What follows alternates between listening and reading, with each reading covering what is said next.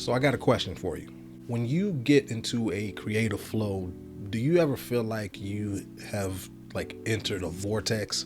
Like you are so into your creation, your writing, your art, your photography, your filmmaking, whatever.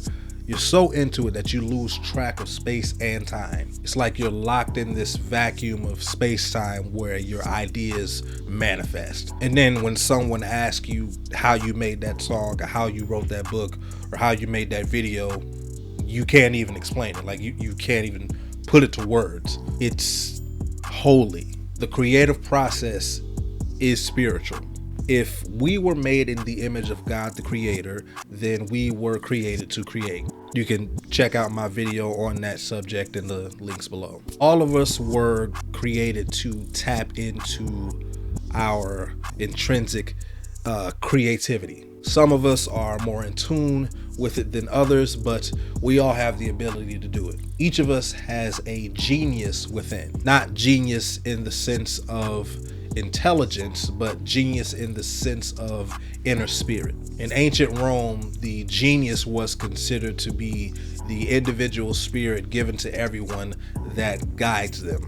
Augustine, he equated it with the soul. Today, we often use the word muse as the representation for that source of inspiration. In ancient Greece, the muses were the daughters of Zeus and Mnemosyne, meaning memory. They were the goddesses of art and science and knowledge. These divine entities were thought to be the wellspring of creativity. So whenever we find something that gives us inspiration, that is our muse in the present day. That is what gives us the idea to create art and to write literature and to give away the knowledge that has been endowed on us somehow. And when we tap into that inspiration and we can see exactly what it is that was given to us, manifested through our hands, through our eyes, whatever, that's when we tap into that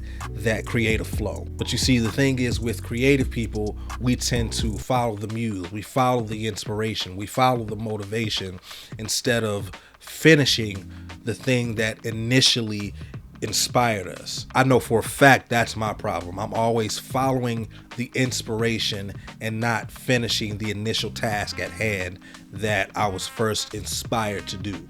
But there's something special about tapping into that creativity and finishing that thing. There's a sense of divine fulfillment that you get when you get into that flow state and you actually see that creation through.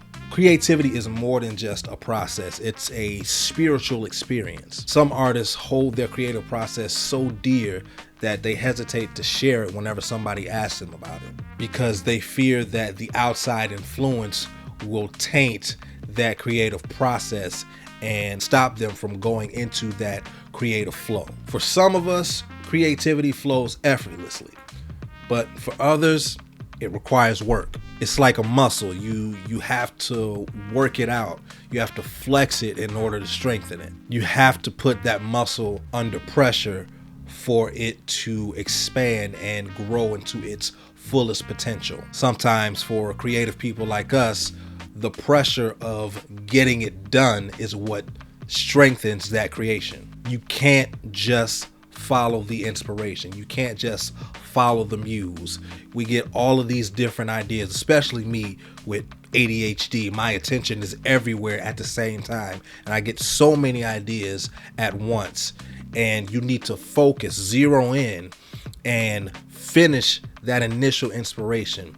When you do that, that creativity that you're using for that initial inspiration will be strengthened because you are persevering, you are overcoming resistance, and you are willingly entering and tapping into that flow state despite the other things that are around you. The creative process needs to be strengthened. You need to honor it.